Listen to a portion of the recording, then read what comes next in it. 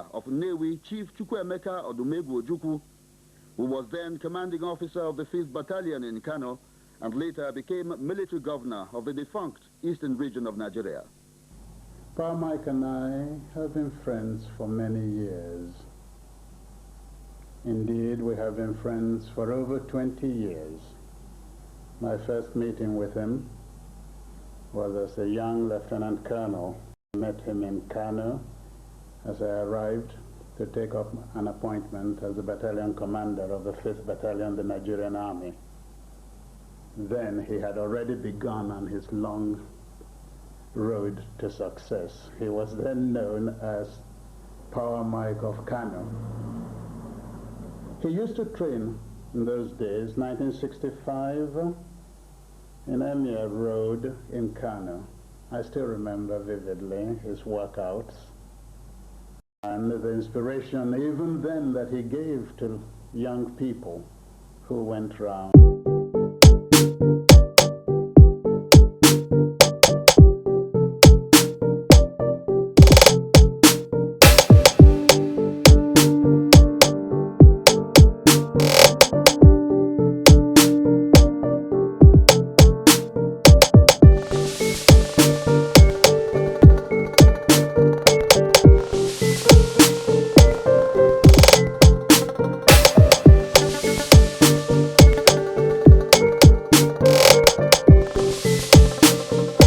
Watching him, singing his praises, and in fact emulating him in many ways. The best tribute I can really pay this man who grew up, as it were, with me, because as he was climbing his own way, I was coming up also. But here is one man of our generation that has made a great success of his career. Rather than exploit that success, he has invested it totally to building up our future generation so that when we pass, the future will be better than we were. Following the civil disobedience of 1963 in Kano, Power Mike, whose potentials were now clearly visible not only to himself but to the country at large, found himself backing on it. This also marked the end of his career as a trader.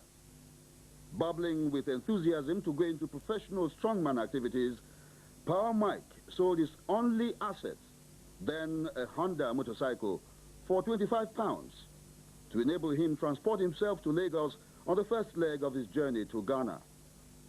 By 1963-64, Power Mike had already become a national celebrity, entertaining at various centers where people watched in utmost dismay numerous displays of very unusual strength and tremendous capacity for endurance. Before leaving Lagos for his performance tour of Ghana in 1965, Power Mike was treated to a rousing farewell party by fellow Nigerians under the chairmanship of the Minister of Sports in the First Republic, Chief J.M. Johnson. Although it was about 22 years ago, Chief Johnson still marveled at his first encounter with Power Mike. I had the privilege of meeting Power Mike sometime in 1964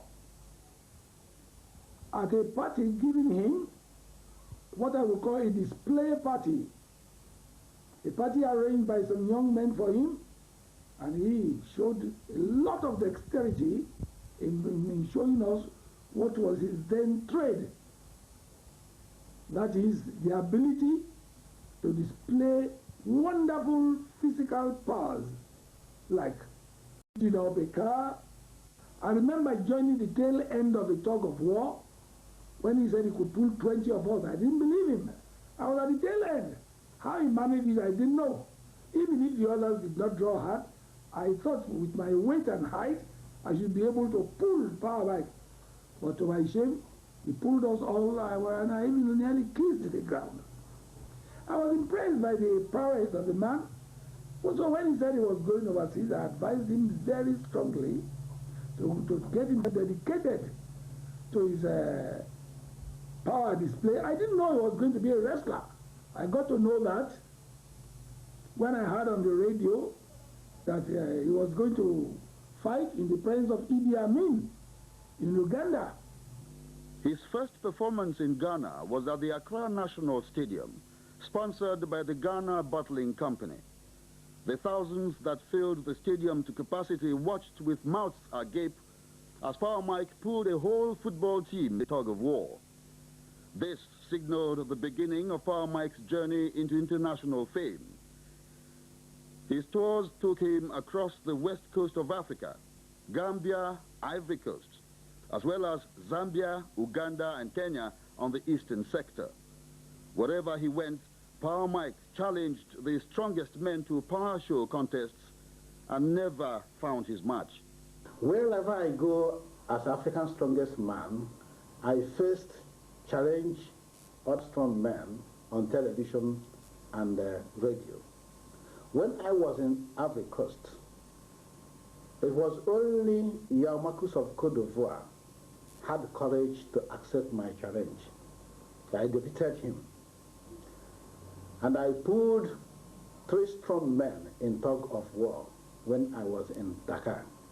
Power Mike left the African shores to Las Palmas in Spain, and from thence to France.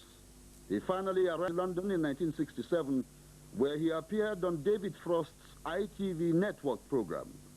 He shamed challenger Peter O'Brien, British deadweight lift record holder and strongman. He was featured holding up 2 cars, moving in opposite directions. Naturally, this aroused the interest of most European communities in this strongman from Africa. Newspapers, radio, and television stations reported his activities widely under various captions. He was most popularly branded the strongest man from Africa. Power Mike could not return to Nigeria, as the civil war had already begun. He was granted residence visa by the British authorities for the duration of the civil war. As his popularity spread all around Europe, Power Mike was hired on contract in 1968 to perform at the La Paris Circus in Sweden. After 6 months at the circus, Power Mike went to Athens in Greece, a performance mission that spelled yet another living point in his sporting career. Highly impressed.